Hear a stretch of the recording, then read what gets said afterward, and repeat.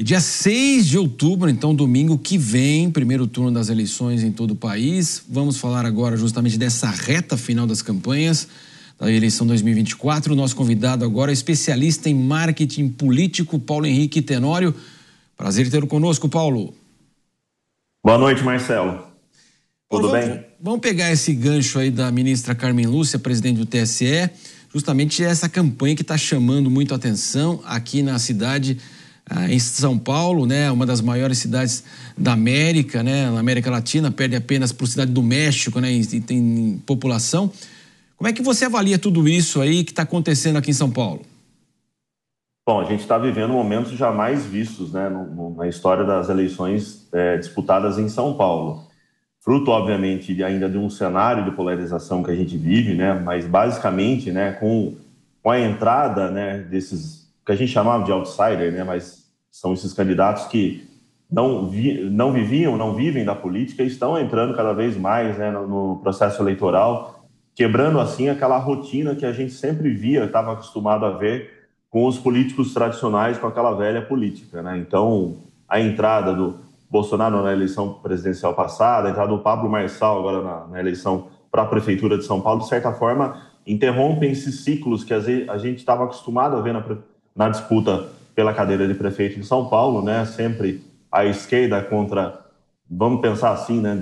De uma centro-direita, mas agora a gente está vendo um personagem que é o Pablo Marçal, que regimentou aí basicamente toda a extrema-direita, toda a direita, e obviamente aquele eleitorado também que está um pouco de saco cheio com o que está vendo hoje, né, na cidade de São Paulo. O eleitorado que não apoia a eleição do Ricardo Nunes e obviamente já é averso à esquerda, ao PT, ao Guilherme Boulos. Então a gente está vendo assim um cenário extremamente inusitado, né, porque a gente está vendo assim nomes fortes de peso concorrendo nas eleições desse ano, mas as narrativas, né, muito intensas, uma certa dose de agressividade, né, nas palavras, que tem levado a esse tipo de provocação às cenas lamentáveis dos últimos debates, né? E a gente fica perguntando, logo mais a gente tem um novo debate, na próxima semana a gente tem o último debate, e a gente fica perguntando o que é que vai acontecer, né?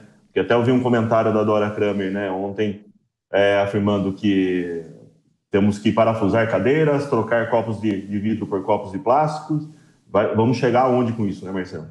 Sem dúvida, Paulo, e você falou do debate que teremos daqui a pouco. Nós estamos posicionados, evidentemente, a Jovem Pan para a cobertura desse debate, e nosso repórter informou que houve toda uma revista muito meticulosa em relação aí à mochila, todo mundo que está entrando, quer dizer, o que revela, né, o momento que vivemos, quer dizer, toda essa tensão, que é claro que a empresa que vai abrigar esse debate, houve socos, né, no último debate, então, quer dizer, a violência, o que pode mais acontecer? E você falava dessa polarização que ganhou o Brasil praticamente, né? Praticamente isso, né, Marcelo? E tem mais, né? A gente não se discute mais proposta, né? Porque é como a Tabata disse depois desse último debate, quais foram as propostas debatidas, e a gente não vê isso, né, ressoar. A própria mídia, né, porque a gente acaba buscando mais interesse também nesse espetáculo que se tornou, né, a campanha desse ano. Então a gente acaba percebendo que a gente vê cenas como essas praticadas e de verdade, eu acho que a gente não tem que defender nem A nem B, né? Eu acho que a partir do momento que tem violência, eu acho que a gente tem que recriminar. Mas a gente percebe que basicamente a gente está falando aqui, e toda a mídia está tratando o quê? Cenas de violência, de ameaça, de insultos, né? E isso está ficando muito recorrente. Mas debater mesmo soluções para a cidade de São Paulo, que tem muitos problemas, né? E problemas que são históricos, a gente, nessa campanha especificamente, é o que a gente menos vê, de verdade.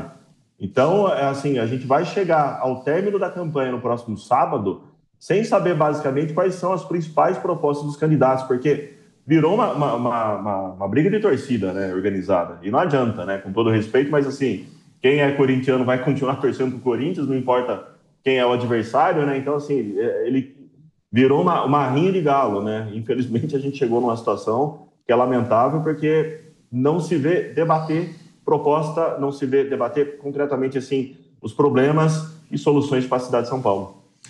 E como fugir disso? E todo esse desgaste também que você colocou da classe política como um todo. Então, sempre um outsider parece, ele promete as coisas e muitas vezes ele, né, ele é o diferente na história. E também dessa linguagem que a gente está observando nas mídias sociais, está indo para a política de fato mesmo, quer dizer, está mudando a política.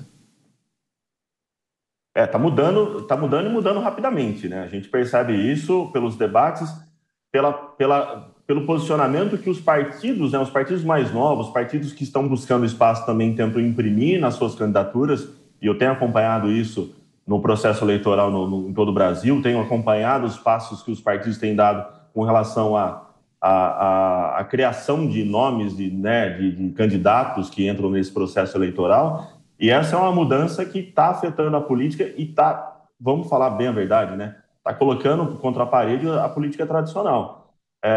Isso é fato, né? Eu acho assim, não adianta ter histórico na política.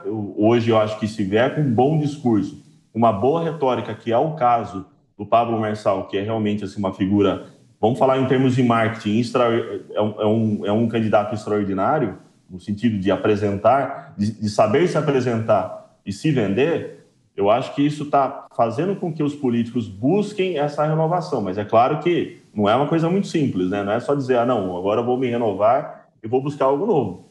Mas, naturalmente, aqueles que tentam viver encostados nessa tática da velha política ou daquele discurso mais tradicional, né, da velha política, fatalmente começa a sucumbir e perder espaço rapidamente.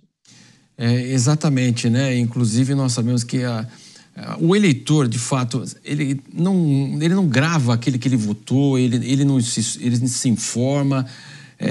E muitas vezes agora nós temos outras ferramentas. Como é que você avalia também a cobrança, né, do eleitor que deveria ter? Porque ele está nada. Quando ele vota lá, ele está dando a sua procuração para aquele vereador o representar na Câmara, o prefeito que vai o representar. Vai mexer no dia a dia da cidade, né? Quer dizer, a eleição que mais mexe com o dia a dia das pessoas, e a gente precisa, de fato, como você disse, no mínimo discutir aquilo que está acontecendo em cada cidade. E a gente vê o envolvimento do eleitor, o Marcelo, muito mais agudo, agora muito mais acentuado, em função das redes sociais que aproximam, né, o eleitorado dos candidatos. Antigamente a gente acompanhava as eleições, né, pela mídia, pela imprensa e pelo horário gratuito eleitoral no rádio e na TV. Agora as redes sociais estão ocupando esse espaço, né? A gente acompanha o dia a dia dos candidatos e é uma forma da gente conseguir cobrá-los também mais incisivamente. Então, assim, mudou bastante, né? Aquele que é, obviamente, mais interessado em política, ele vai acompanhar, ele vai cobrar e vai saber os passos que o candidato está dando, né? Assim como tem aqueles que não estão muito, né, ligados no dia a dia da política, mas querem cobrar, né? Querem cobrar solução, estão cansados do jeito que estão vivendo. E assim, ele não está nem às vezes muito preocupado, na verdade, às vezes em buscar a solução, mas também é tentar fazer com que entre para o cargo de prefeito ou de vereador, né, aquele candidato mais alinhado com os seus ideais.